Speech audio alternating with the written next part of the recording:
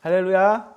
오늘 하나님 말씀을 같이 나누고자 하는데요. 은혜 받으실 하나님 말씀은 이사야 40장 1절 말씀입니다. 다 같이 이사야 40장 1절 말씀을 봉독하겠습니다. 너희의 하나님이 이르시되 너희는 위로하라. 내 백성을 위로하라. 아멘. 오늘 본문 말씀 가지고 함께 은혜 받으실 말씀의 제목은요. 서로 위로하라. 계신 곳에서 한번 우리 같이 고백해 볼까요? 서로 위로하라. 아멘. 자, 지금은 코로나 시대입니다. 가만히 제가 생각을 해보니까 다 피해자인 것 같아요. 남녀노소, 빈부귀천, 또 젊은이부터 청년, 중년, 나이 드신 분, 어르신들 다 그냥 피해자인 것 같아요. 무슨 피해자냐? 코로나 피해자. 마치 그런 것 같아요. 길을 운전하고 가고 있는데 빨간불이 되어서 신호대기 하려고 차를 멈추고 있는데 갑자기 뒤에 있는 차가 저를 보지 못하고 그냥 저를 꽝 들이받았을 때 정말 저는 피해자가 되는 거죠.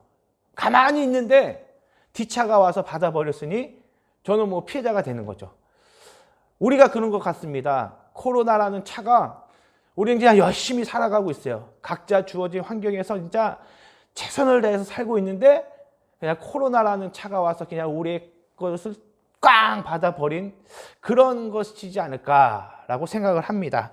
그래서 사고는요, 나만 잘한다고 되는 게 아니에요. 사고는 정말로 예측할 수 없는 곳에서 일어나지 않습니까? 아무리 안전운전을 하고 신호를 잘 지킨다고 해도 그냥 앞뒤 좌우에서 그냥 돌발 상황이 일어나면 꼼짝없이 당하는 것이 사고입니다. 코로나도 그렇습니다. 아무리 방역을 지키고 열심으로 이렇게 또 거리두기를 하고 조심을 한다고 해도 코로나가 바이러스가 침투하면 그냥 인간의 무능으로 그냥 당하게 되는 것이죠. 어떤 말씀을 전할까?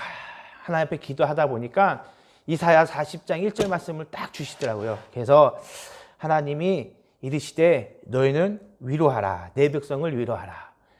지금은 다 힘든 상황입니다. 그래서 다 위로가 필요한 것 같아요.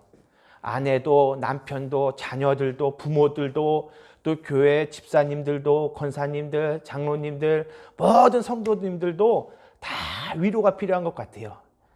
그래서 오늘 성경에 위로의 장면들을 같이 나누면서 하나님의 뜻을 발견하고자 합니다. 첫 번째는요, 엘리야의 위로입니다.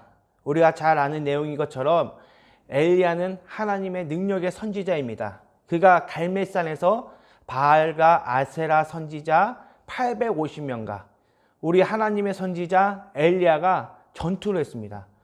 소를 한 마리 잡아놓고 이 제단 위에 불을 내리게 하는 신이 참신이다 내기를 했는데 그 바알과 아세라 선지자들이 먼저 자신의 신의 이름을 부릅니다. 바알 신이시여 아세라 신이시여 불을 내려주소서 막 기도하니까 불이 내렸습니까? 내리지 않았습니다. 그러나 하나님의 능력의 엘리야 선지자가 하나님의 살아계심을 믿고 간절히 기도하니까 글쎄 하늘에서 불이 내려 그의 제단을 태운 것처럼 하나님의 능력의 종이었던 엘리야가 그렇게 하나님의 큰 사명을 감당했는데도 불구하고 그 이세벨이라는 그 여왕의 말 한마디에 죽기를 간구했습니다. 무슨 말을 했습니까? 이 이세벨은요, 바알과 아세라 신을 믿었던 것 같아요. 그러니까 자기가 믿었던 선지자들을 다 죽었으니 그 화가 났던 것이죠. 그래서 이세벨이 엘리야에게 보복하려고 내가 너를 살아두지 않겠다. 살려두지 않겠다. 내가 너를 반드시 우리 선지자가 죽은 것처럼 너도 내가 반드시 죽이겠다. 그 말에 절망이 찾아와가지고 그 죽기를 간구했습니다. 그런데 하나님이 그 엘리야를 가만히 두셨습니까? 아닙니다. 그에게 로덴나무 밑에 가서 죽기를 간구했던 엘리야에게 먹을 떡도 주시고 물도 주시고 잠도 자게 해주셔서 그를 위로하시고 그를 다시 사명을 주셔서 하나님의 사명을 감당하게 하셨는데, 우리도 마찬가지입니다. 신앙생활을 하다 보면, 또 인간관계를 지내다 보면 이렇게 사람의 말 한마디에 절망이 찾아옵니다. 그러나 사람은 말뿐입니다. 하나님을 믿으시길 바랍니다. 사람을 의지하지 마시고 전능하신 우주 만물을 창조하신 하나님을 바라보시기를 주의 이름으로 부탁을 드립니다.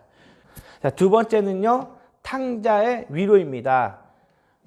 잘 아시다시피 누가복음 15장 11절 이하에 나오는 탕자의 비유입니다. 어느 마을에 아버지가 있었는데 그 아버지에게는 아들이 둘이 있었습니다. 그런데 둘째 아들이요, 아버지에게 요구하죠. 아버지, 재산을 좀 나눠주세요. 그렇게 아버지에게 요구하니까 아버지가 참 마음이 좋아하셨던 분인지 아들에게 재산을 나눠주죠. 근데 이제 아들은 없었던 돈이 생기니 얼마나 기분이 좋고 흥분하겠습니까? 근데 성경에 보니까 타국에 갔다고 말씀하고 있습니다. 타국에 가서 그냥 호랑방탕한 삶을 살았어요. 그냥 아버지가 주신 돈을 가지고 사업을 하고 투자를 해가지고 재산을 모으는 것이 아니라 그냥 호랑방탕하게 아버지가 준 재산을 다 탕진했다고 말하고 있습니다. 그래서 결국에는 오고 갈 데 없는 신세도 되고 배도 고파가지고 먹을 것도 없고 결국에 어떻게 살았습니까? 돼지가 먹는 지엽 열매를 먹었다고 성경에 말하고 있습니다. 그냥 갈 데도 없어서 돼지 껴안고 자고 냄새나는 곳에서 그렇게 지냈는데 고향 땅이 너무 그리웠던 겁니다. 그래서 아버지에게 혼날 것을 알고 고향 땅에 갔는데 혼날 줄 알았던 아들은 혼나지 않고 아버지가 그냥 얼마나 위로를 해주시는지, 죽었던 아들이 살아왔구나 그러면서 종들을 시켜 소를 잡고 잔치를 베풀게 하고 또 반지도 주고 좋은 옷을 구해다가 입혀주고, 마치 이 아버지는요 우리 하나님 아버지를 비유하고 있습니다. 또 둘째 아들은 방탕한 아들, 이 탕자는 바로 우리 자신을 비유하고 있는데요, 우리도 마찬가지입니다. 세상에서 정말 온갖 죄를 지고 살아가는 우리를 하나님은요 책찍질 하시는 것이 아니라 주님께로, 아버지께로 돌아오기만을 기다리고 계신다는 겁니다. 그렇기 때문에 우리가 이 코로나 시대 때 아무리 세상에서 힘들고 어렵다 할지라도 우리 주님 손 꼭 붙들고 위로를 받으시면서 하나님 앞에 다 기도하면 하나님이 우리를 위로해 주실 줄로 믿습니다. 세 번째는요, 가늠하다 잡힌 여자의 위로입니다. 요한복음 8장에 보면 가늠하다가 현장에서 잡힌 여인이 나옵니다. 그 요한복음 8장 3절에 보니까 서기관과 바리새인이 음행 중에 잡힌 여인을 예수님께 데려오니 라고 기록하고 있습니다. 이 서기관들과 바리새인들은요 예수님께 그냥 데리고 온 것이 아니고요, 예수님을 시험코자 데리고 왔습니다. 왜?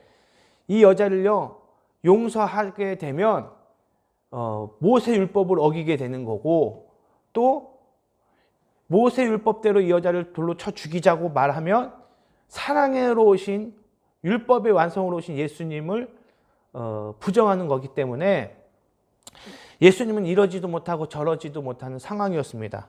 그런데 예수님께서는 뭐라 말씀하십니까? 너희 중에 죄 없는 자가 있으면 먼저 돌로 쳐라 말씀하시면서 땅에다가 손가락으로 무엇인가를 막 쓰시기 시작합니다. 그것을 본 서기관들과 바리새인들은요 하나 둘씩 돌을 내려놓고 각자 자기 갈 길로 갔다고 말하고 있습니다. 우리도 마찬가지입니다. 죄투성입니다. 여기 있는 저도요 정말로 죄가 너무 많이 있습니다. 율법을요 뭐 수많이 어겼겠죠. 10개 중에 하나 어겨도요 어긴 거고요, 100개 중에 하나 어겨도 율법을 어긴 겁니다. 1000개가 있다 할지라도 하나를 어기면 그것도 율법을 어긴 거고, 10,000개 중에 하나를 어겨도 결국 어긴 거예요. 우리의 힘으로는요 율법을 지킬 수 없습니다. 하나님이 주신 은혜가 있어야 율법도 지킬 수 있을 줄로 믿습니다. 그와 같이 우리도 죄가 많은 우리의 죄, 정말로 이 검은 죄를 우리가 어떻게 씻을 수 있겠습니까? 육신의 때와 육신의 더러운 것은요, 물로 씻으면 되지만 이 영혼의 이 정말로 더러운 죄를 어떻게 씻을 수 있습니까? 오직 예수의 볼로 씻을 수 있는 줄로 믿습니다. 그렇기 때문에 이 코로나 시대 때, 정말 부끄러운 얘기지만요, 내 자신을 돌이켜봐요. 나도 이거 목사 맞나? 이 코로나 때요, 정말로 설교도 많이 못하고, 또 오히려 기도도 많이 못하고, 또 성경 말씀도 오히려 더 많이 봐야 되는데 더 많이 보지 못하는 내 자신을 보면서 너무 부끄럽더라고요. 그래서 다시 한번 우리가 하나님 정말로 말씀을 실천하지 못하고 기도하지 못하고 살았던 모든 죄를 하나님 용서하여 주시고, 이 현장에서 가늠하다 잡힌 여인이 바로 내 자신입니다. 하나님 용서하여 주시옵소서.